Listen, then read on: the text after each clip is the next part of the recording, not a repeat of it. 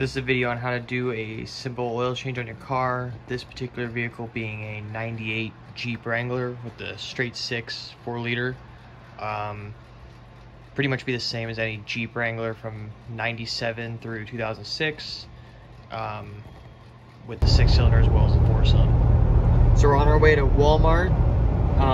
Walmart's the cheapest place to buy any kind of oil for your car. They do price matching. So Amazon and Walmart kind of fight back and forth to have the lowest price. And you can order it on Amazon, but then you gotta wait a couple days. And you gotta have Prime if you want shipping. But Walmart always has the most selection for the most part, and then they're always the cheapest. But the first thing is get your supplies together. Got some gloves. I got a wrench and the socket for my drain plug size. Got this box of oil, which is a little different than what I'm used to, but I picked it up because it's got 6 quarts in it and it was cheaper than the 5-quart jugs. Still Chevron brand. And then I got a Mopar oil filter and a drain pan. And also, if you've got a Jeep with the flat tappet cams, get yourself a zinc additive to help keep the wear down. I recommend is take your oil cap off. Sometimes these break. They make these so you can tighten them until they click, kind of like a gas cap, and I've seen a few of them break off. They kind of are a pain to get out, so it's always good to take your cap off so you know that you can put oil back in it and you deal with that first. Then we'll hop underneath, get your drain pan lined up under the plug. If you have a drain pan like this style, make sure you take this cap off. Seems obvious, but I've forgotten it before. Start draining, all of a sudden the oil's not draining down in, and then this does not hold very much. So then you got to stick your hand in the burning oil.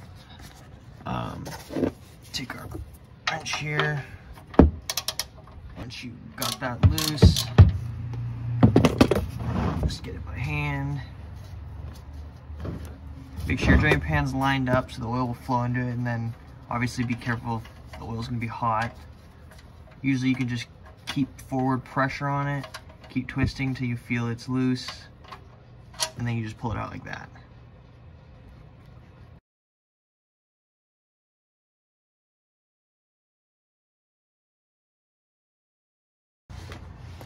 Once it's done draining, you'll just take your plug, thread it in by hand.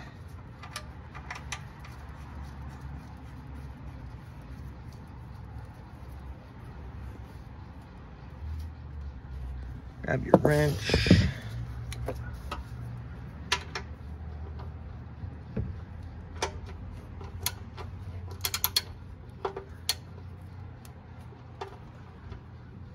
Tighten it down.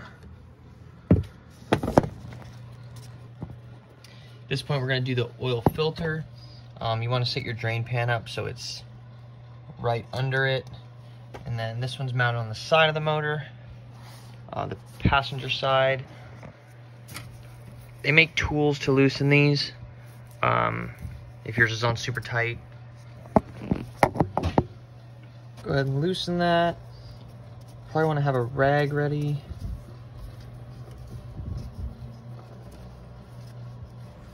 Alright, once you've twisted the filter off, you just want to take a rag, wipe down any oil that you spilled,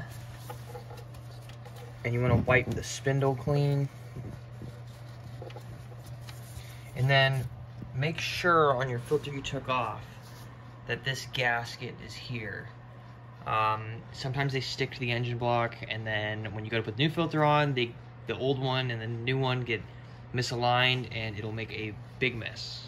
Alright, to prep the filter, just grab any oil. If you got the oil you've bought do the oil change with, or other oil, you just want to put a little bit of oil on this seal here.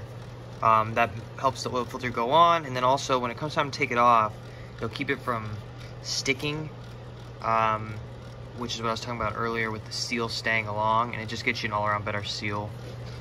Now you're going to take your new filter and load it back.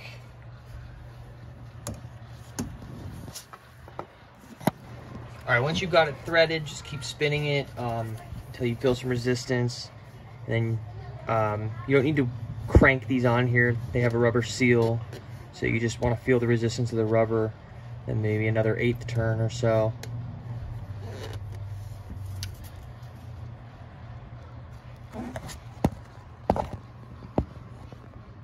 Just like that.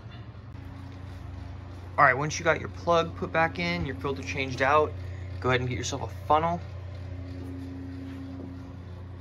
And then you start adding your oil. Make sure to grab your manufacturer's recommendation for weight and whether it needs to be synthetic or not. Important thing is getting this weight correct.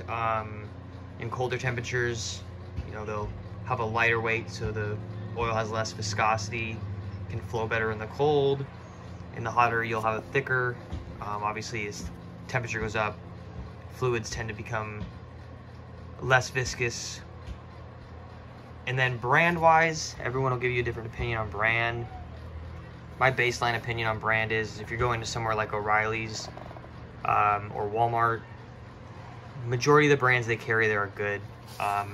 They have, you know, all sorts of different certifications you can look for to make sure that it's not going to hurt your vehicle. But I would say the more important thing is that you get the right weight. So I did not get a video of me pouring because this bag/box combo is kind of difficult, but I will bring up that if you're using 1-quart bottles, try to pour them this way. The reason the spout's on one end is it makes it so it doesn't create a bubble. So you can pour really slowly like this and it'll be really easy to control. But once you got all your oil added, you're just gonna remove the funnel.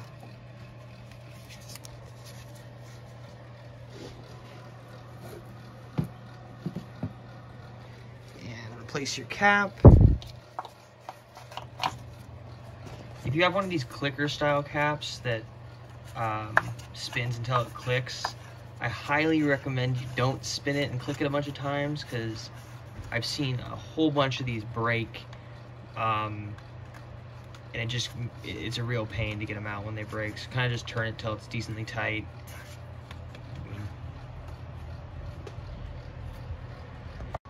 Now you're all ready to start it up. Make sure you nothing spilled out of the bottom while you were filling. Make sure your cap's on, oil filter's on.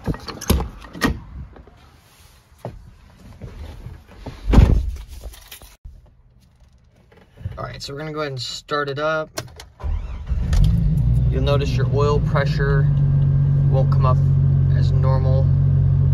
And there it goes. You wanna watch that. Alright, so once your oil pressure's up, you wanna hop out, check underneath.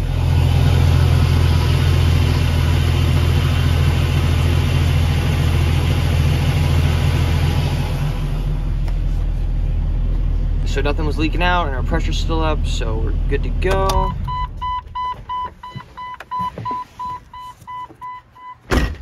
Now what you want to do is check your oil level with your dipstick. The reason we started it first is your oil filter is empty, and you have to start the engine for the oil pump to come on and pump the oil into the filter. So if you just do the oil change without starting it and check the oil, you'll come back as having too much oil because it's not getting a correct reading.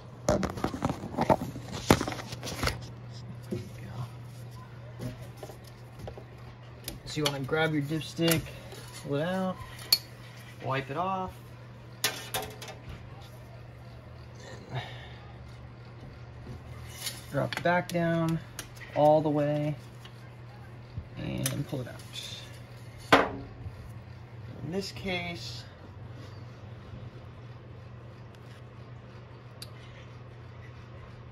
we are right in the middle of the safe.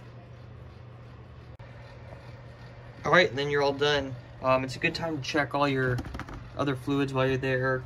Your coolant, power steering fluid, transmission fluid if you have an automatic, or if you have a manual underneath, differentials, that kind of thing. Check your belts, make sure everything looks good.